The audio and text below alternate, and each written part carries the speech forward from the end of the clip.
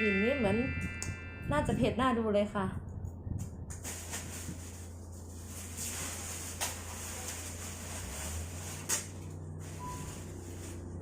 เรามาแต่งหน้ากันก่อนนะใส่ขนมจีนด้วย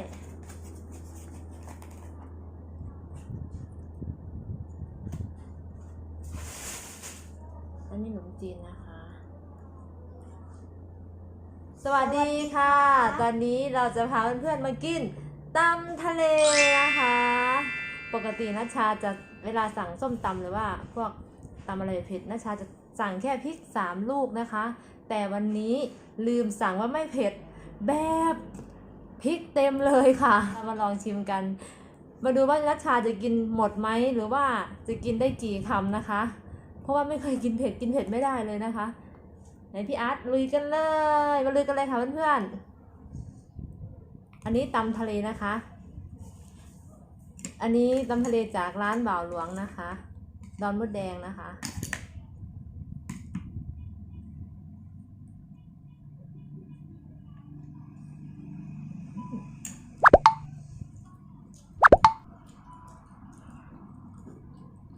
พี่อาร์ตเห็นไหมพี่อาร์ตไม่ไหวแล้วกินน้ำพี่อาร์ตกินน้ำ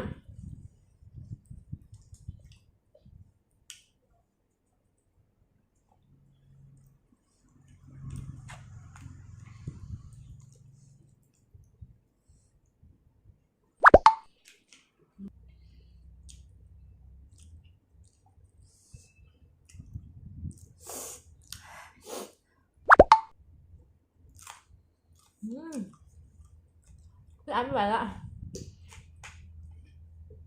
พี่อาร์ตเผ็ดพ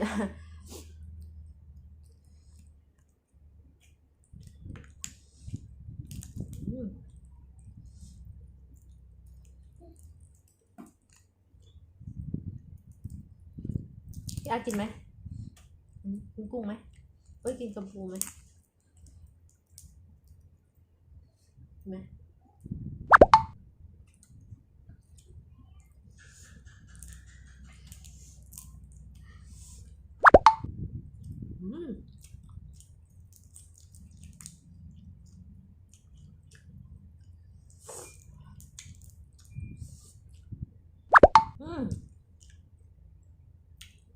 โอ้ลืมเอาผักมากินด้วย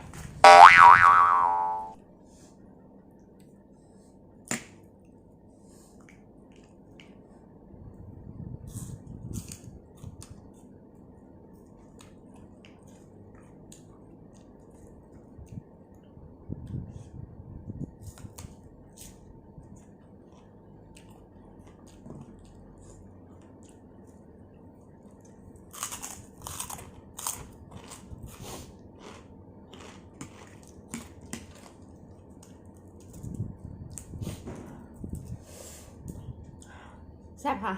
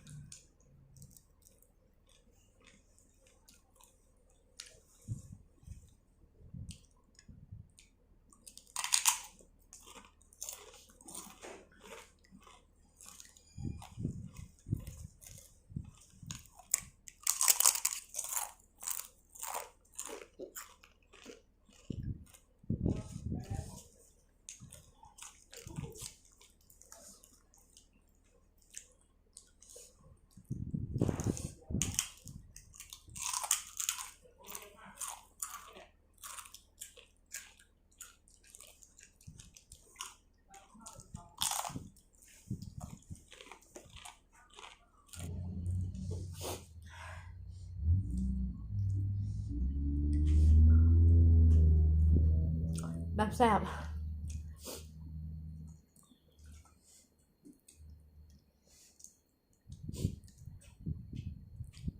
อันนี้กุ้งนะ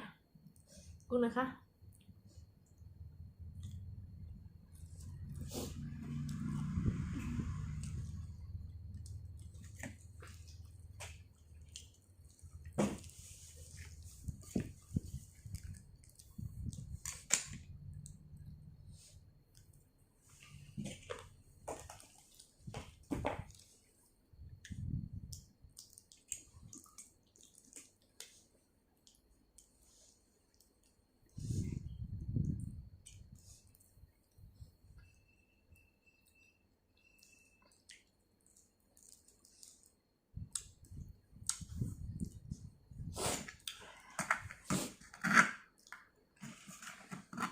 โอ้ย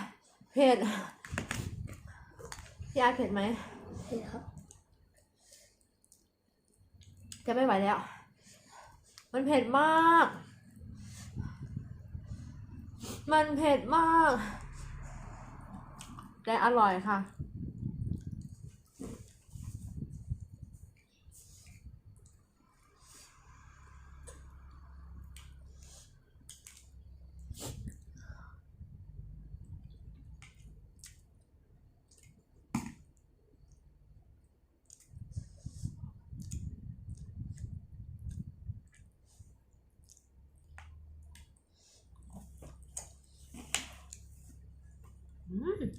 หอยแครงนี่อร่อยมากเลยค่ะ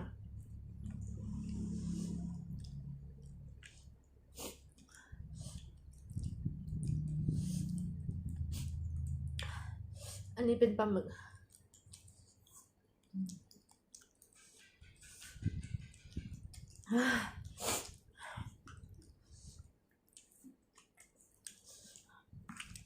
ทั้งเผ็ดทั้งอร่อยนะคะ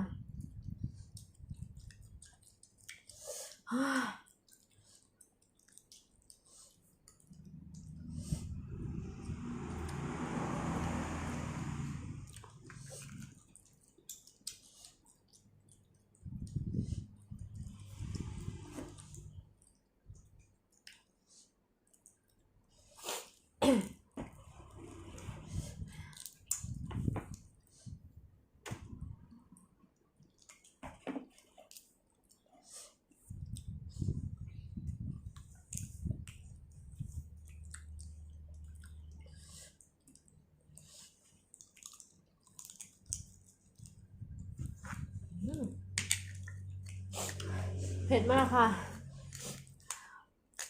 เผ็ดจริงๆ พี่อาร์ตจะไม่ไหวแล้ว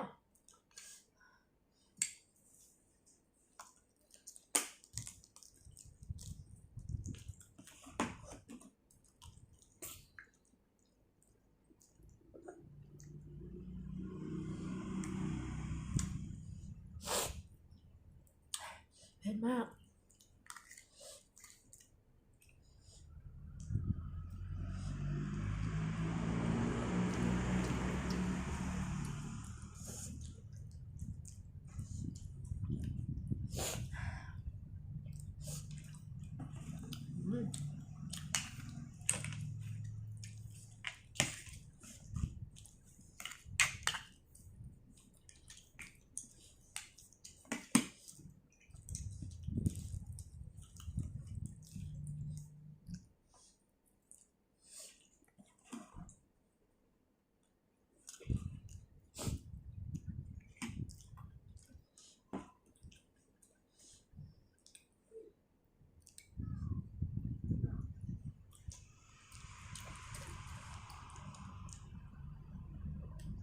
เฮ้ยเผ็ด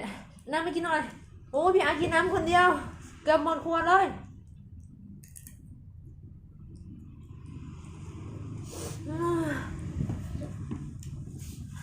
พี่อาร์ตเอาน้ำมาอีกเลยไม่ไหวแล้ว เผ็ด ไม่เคยกินเผ็ดขนาดนี้เลย เผ็ดมาก แล้วก็อร่อยด้วย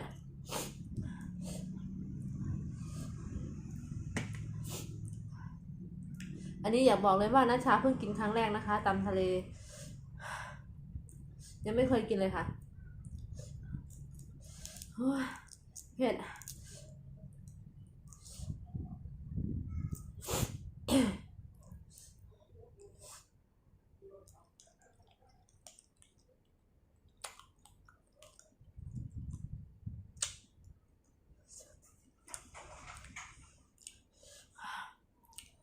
เผ็ดมาก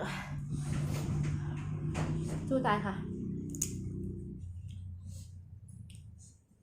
นี่จะเขาแก่ยังไงอะเนี่ย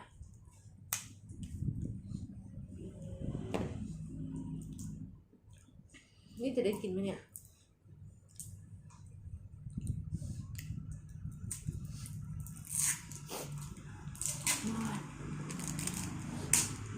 อันนี้ปลาหมึกนะคะ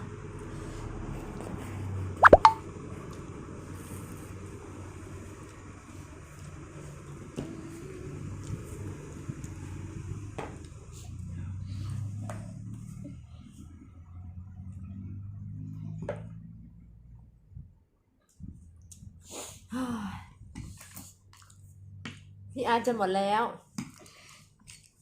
เหลือแต่เศษที่เราแทะไว้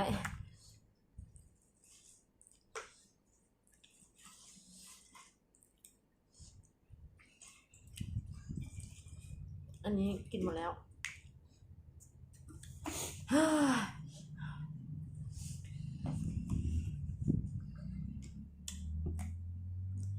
เผ็ดมากค่ะเพื่อนๆแต่ก็อร่อยจริงๆค่ะพี่อาร์ตไหวไหมพี่อาร์ตไม่ไหวพี่อาร์ตไม่ไหวนะคะพี่อาร์ตสายหน้าเลยโอเคค่ะสำหรับคลิปวิดีโอนี้นัชชาก็ขอลาเพื่อนๆไปก่อนไปกินน้ำก่อนไม่ไหวแล้วถ้าเพื่อนๆอยากให้นัชชากินอะไรอีกก็คอมเมนต์มาได้เลยนะคะหรือว่าอยากให้ไปเที่ยวที่ไหนเดี๋ยวนัชชาจะพาไปนะคะค่ะสำหรับคลิปวิดีโอนี้นัชชาขอลาเพื่อนไปก่อนนะคะเจอกันคลิปหน้าสวัสดีค่ะเผ็ดฝากเพื่อนๆช่วยกดติดตามให้กับช่องนัชชาชาแนลด้วยนะคะแล้วอย่าลืมกดกระดิ่งเพื่อแจ้งเตือนเผื่อมีคลิปวิดีโอใหม่ๆได้แจ้งเตือนเพื่อน